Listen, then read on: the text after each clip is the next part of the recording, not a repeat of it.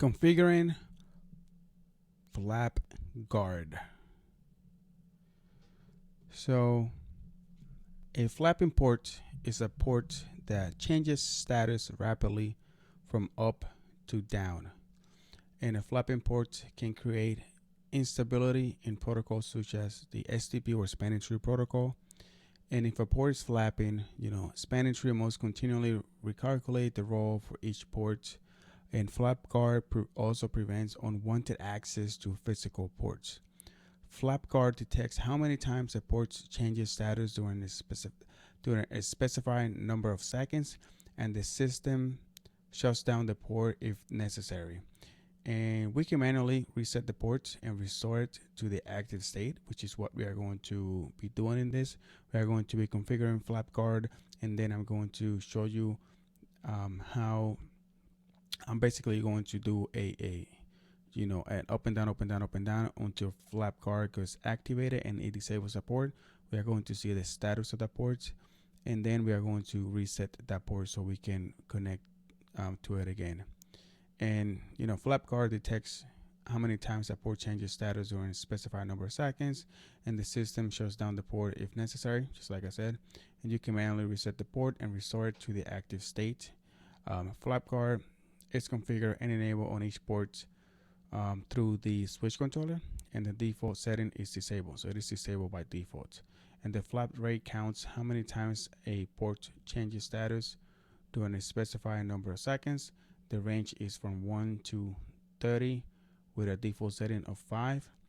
And the FlapGuard duration is the number of seconds during which the flap rate is counted. And the range is from 5 to 300 seconds with the default setting of 30 seconds. The flap timeout is the number of minutes the FlapGuard is reset. So the range is from 0 to 120 minutes. So from 0 to 120 minutes. And the default setting of 0 means that there is no timeout. So that's what we are going to be doing. We are going to be configuring FlapGuard.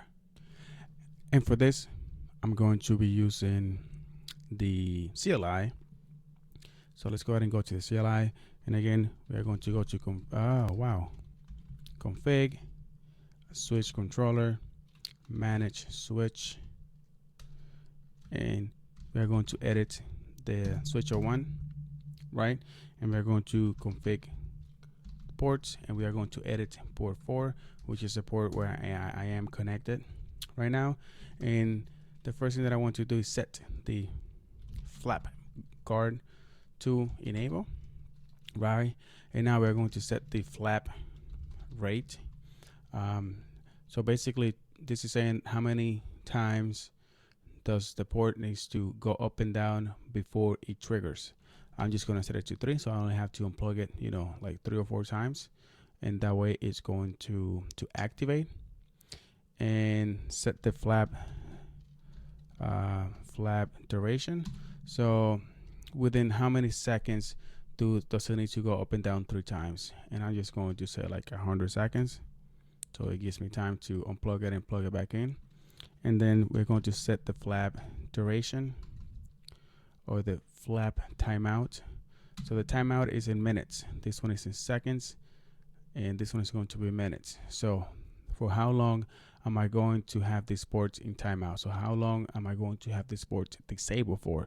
And the maximum is 120 minutes. So let's go ahead and set it for 120. Why not? Now let's go ahead and end it. End it. All right. So now we can see that port 4 is still up and running. So what I'm going to be doing now is I'm going to unplug it a couple times, and let's see what happens. Right, 1, and I'm going to let it to blink. 2, that's 2 times. All right, and then 3 times right there, and let's see if it comes right up again, and it doesn't. It is not blinking anymore. So it looks like FlapGuard was activated, guys. Let's go ahead and refresh this port. I do have my computer plugged in right now, and it's not up. So how do you know if it was activated or when it was activated? Well, you can go to manage switches, and you can right click over here. You can go to Diagnostic and tools, and over here you want to go to the logs And in the logs, you are going to see the primary port for instance 0 change role to designated to disable flap guard. Put in switch port 4 as down. So you can see over here primary switch port 4 has gone down. Yeah. So you can see right here that flap guard was activated. If you want to see more information, over here might tell you, yeah, just the event, not much. You can see the time and other cool stuff. So for this to be activated by itself, it is going to take 120 minutes. All right, it is a long time.